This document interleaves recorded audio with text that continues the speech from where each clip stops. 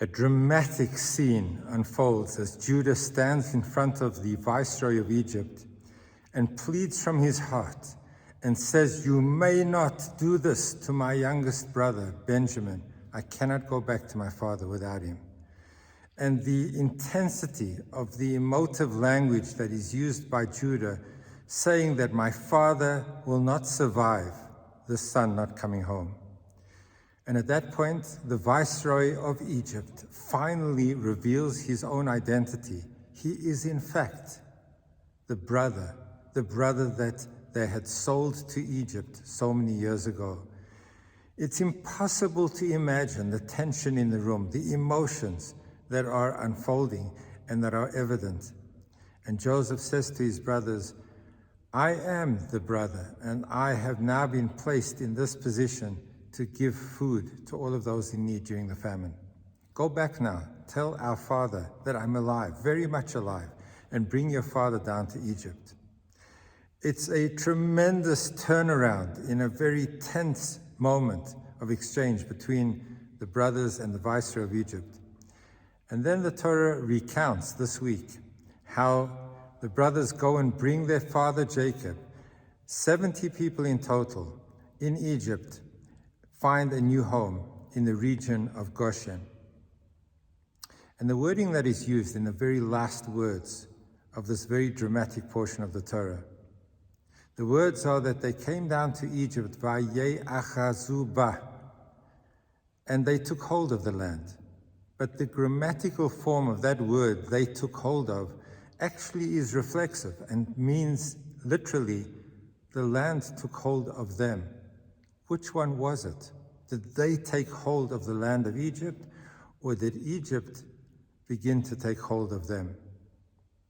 So often in life, what we consider our fortune that we own actually has some dominion over us. Very often our credit cards that make life so simple and easy to purchase and to do all the things that we want to do, we see this card as servicing every fantasy and every opportunity that we're looking for in life. And yet when we consider it more objectively, that credit card owns us. We're working so hard to meet the bills. We sometimes are owned by the things that we think are our good fortune. And what the Torah is implying over here is that we entered into this land of Egypt, which had the opportunity of food and many opportunities, even spiritual opportunities. But we have to constantly be on guard. Are we taking hold of the land, or is the land taking hold of us? Who's in command? Who's in charge?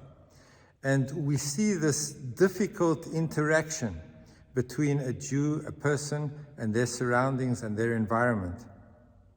Do we control? Are we on top of our game? Or are we losing control to the things that we think are there for our benefit? In a more positive tone, the same thought is expressed in the teachings of Hasidus, that when we go into exile, there are two kinds of achiza. There are two types of taking hold. Yes, when we live in galut, in exile, it limits us. It defines us in many ways.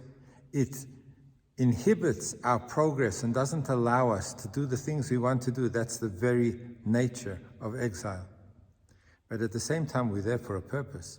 God put us there in order to take hold of that environment, to bring spirituality to that environment, to infuse it with the word of Torah, with a practice that is positive, with a kindness that we do to another human being. So we're constantly involved in this tension and this self-evaluation. Do I know how much the exile is limiting my progress and my development? And do I know how much I am taking control of that environment to the extent that I bring meaning and purpose and gentleness and godliness to every encounter in the world? And the brothers and their father and the family, numbering 70, came down to Egypt. Vayigash, and they took hold of the land. And the land took hold of them. Let us constantly be referencing, be evaluating, be objective in our understanding of what we're in charge of and what becomes in charge of us. Have a beautiful Shabbos.